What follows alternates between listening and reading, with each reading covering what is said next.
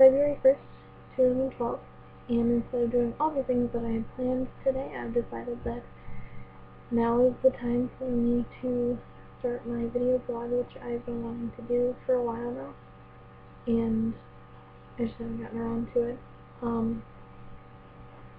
But basically there's an issue that's very important to me that I would really like to talk about. It's the presidential election that's coming up in November.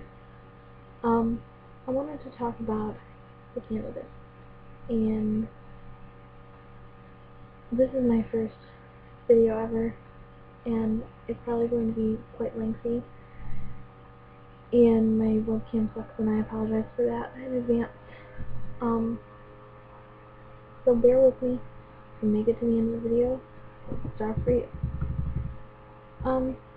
Just a few months after turning 18, I had the opportunity to participate in the presidential election in 2008. I did all my homework, I listened to the candidates and their stances on issues like the war in the Middle East, abortion, gay marriage, all these things that were so incredibly important to me at the time.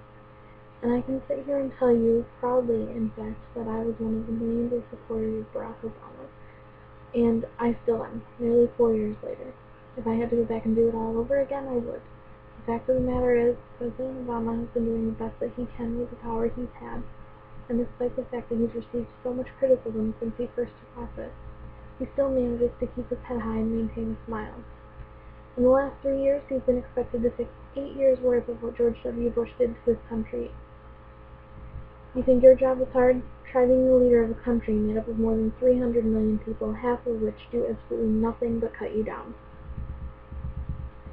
But honestly, this video isn't about Barack Obama. The truth is I support him, not because he's a Democrat, but because I think he's helping push our country in the direction it needs to go. I don't think he's lived up to his full potential, but I do believe a lot of that has to do with a Republican-controlled Congress constantly cockblocking him at every turn. That's the topic for another day, I suppose. What I really want to talk about is the list of Republican candidates. Let me tell you something. If the Republicans want someone like me to even consider their party in the next election, they're going to have to try a little harder to do so. Right now, I'm not impressed. Let's start with Ron Paul. A few things to mention. First, he voted against an amendment that would have legally protected net neutrality.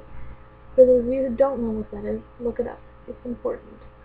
Net neutrality means that no restrictions may be placed on the internet by internet service providers or the government. In 2007, a bill went before the House of Representatives saying that anyone offering an open Wi-Fi connection to the public must report illegal images including obscene cartoons and drawings, or they would face fines. It was called the Securing Adolescents from Exploitation Online Act, and the outcome, they hoped, would be to ensure better reporting, investigation, and prosecution of those who use the internet to distribute images of illegal child pornography. It was legislation that would help catch online predators, and Ron Paul was one of 2 Republicans who opposed it. That disturbs me. Additionally, he claims that the Civil Rights Act of 1964 violated the Constitution, and he opposes it. He also claims that access to education is not a right, and opposes federal government scholarships and loans for higher education. Speaking as someone who has received thousands of dollars of federal loans in order to pay for my education, I'm appalled. Had it not been for some of these loans, it's likely that I would not have been able to finish the classes I needed for my degree. In the 1980s and 90s, Ron Paul hoped to eventually abolish the public school system altogether. And finally, when it comes to sexual harassment, his view is that the harassee should assume responsibility for the problem, and asks in a book he wrote, "Why don't they quit once the so-called harassment starts?" As a woman who has seen sexual harassment in the workplace, this statement is rather upsetting to me. Now let's look at our pal Mitt Romney. He's what we would call indecisive, or possibly just confused. For example, in 2005, he stated that abortion was only okay in terms of incest, rape, or to save the life of the mother. Just a few years later, he stated that abortion should be legal, regardless of one's beliefs about choice. In 1994, he claimed to be against public schools endorsing one religion or another, but in 2006 he said, We ought to allow ceremonies, graduation ceremonies, and public events that have the ability to recognize the creed. In 1994, he supported the Employment Non-Discrimination Act, which prohibits discrimination against employees on the basis of sexual orientation or gender identity. In 2006, he had changed his mind and opposed it.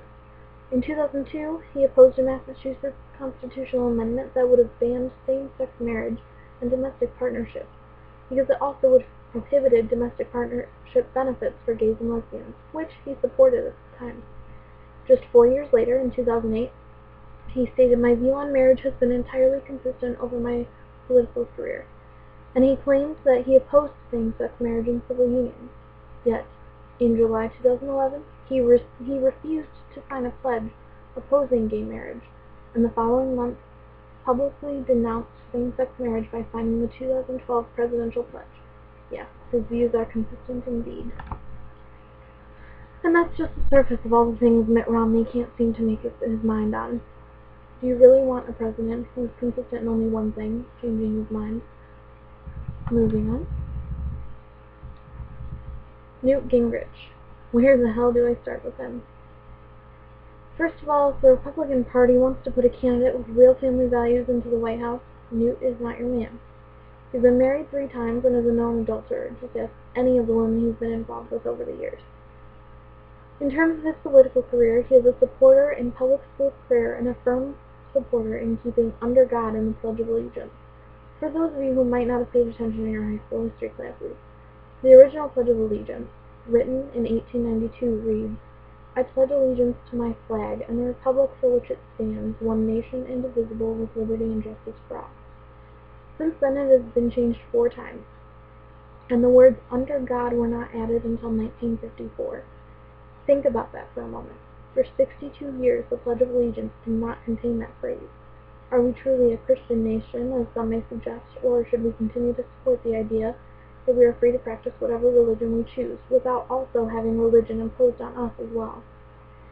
In a speech Newt Gingrich did back in 2011, he said, "I have 2 grandchildren. I'm convinced that if we do not decisively win the struggle over the nature of America, by the time they're my age, they will be in a secular atheist country, potentially one dominated by radical Islamists with no understanding of what it once meant to be American." He opposes the idea that the freedom of religion, a basic right given to all Americans in the First Amendment, and is proven to be hateful of those who practice Islam. It's estimated that as many as 7 million Muslims live in this country. How can you be president if you're so hateful of your own citizens? Newt Gingrich also strongly supports wars overseas. Take what you will from that. And finally, my man Rick Santorum. Let's just say the Urban Dictionary definition of his surname is pretty fitting in my opinion. He doesn't believe in a right to privacy, and he opposes contraceptives, calling them a license to do things in a sexual realm that is counter to how things are supposed to be. He also once compared same-sex marriage to a marriage based on pedophilia or bestiality. Does that at all seem illogical to you? Many of his views are so far to the right that trying to wrap my head around them seems impossible. It doesn't really matter what I believe at the end of the day. The fact of the matter is, I don't like any of these candidates. Sure, they're not all bad. Some of their stances I can agree on. Even Rick. Others are just way, way too conservative for me.